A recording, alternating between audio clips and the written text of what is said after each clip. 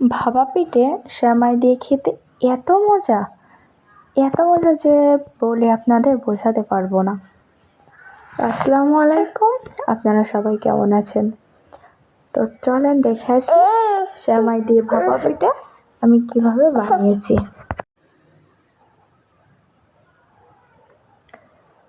তো আমি প্রথমে একটা পাতিলের ভিতরে আতপ চাল নিয়ে নিয়েছি। তো 20 মিনিট মতো আতপ চালটা চালানোর পর পানিটা ঝরানোর জন্য 5 মিনিট মতো আমি রেখে দিয়েছি। তো 5 মিনিট পর আমি ব্লেন্ডারে গুঁড়ো করে নিয়েছি। যেমন গুঁড়ো করা হয়ে গেছে, তা আমি একটা বলের ভিতর চিনি, স্বাদ মতো লবণ দিয়ে ভালো করে মাখিয়ে নিয়েছি। তো আমি আর এতে কোনো পানি এক্সট্রা অ্যাড করবো না। এই দেখেন দলাটাও ভাঙছে না। তাই আমি ছাঁকনি দিয়ে এটাকে চেলে নিছি চালন দিয়ে। তাই যে আমার চালা হয়ে গিয়েছে। তাহলে আমি রাইস কুকারে পাতিলে আমি গরম পানি বসাই দিয়েছি। দেন গুড়ের পাটালিটা ছুরি দিয়ে কেটে নেব। দেখতে পাচ্ছেন আমি কিভাবে কেটেছি।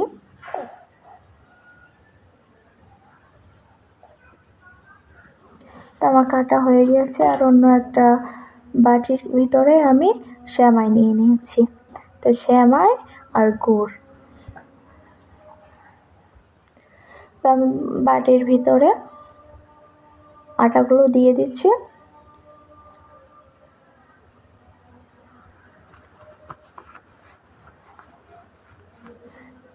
দিয়ে আমি গুড়টা দেব। দেওয়ার পরে লাস্টের সেমাইটা আমি দিয়ে দেব। দিয়ে তার উপরে আবার আমি আটার গুঁড়াটা দিয়ে দেব। এই যে আমার হয়ে গেছে।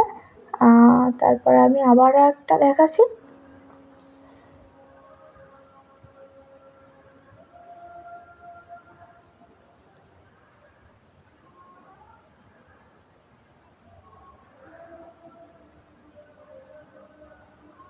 এই যে আমার পানিটি ভাব উঠে গেছে, আমি একটা দিয়ে দিয়েছি।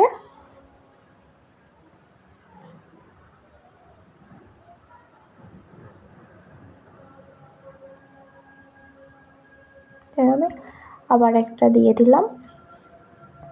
তো আমি এইভাবে 10 মিনিট মতো আমি ভাবে দিয়ে রাখবো। রেখে আমি ওপর থেকে ঢাকনা দিয়ে দিলাম। 10 মিনিট পরে এটা আমার হয়ে যাবে।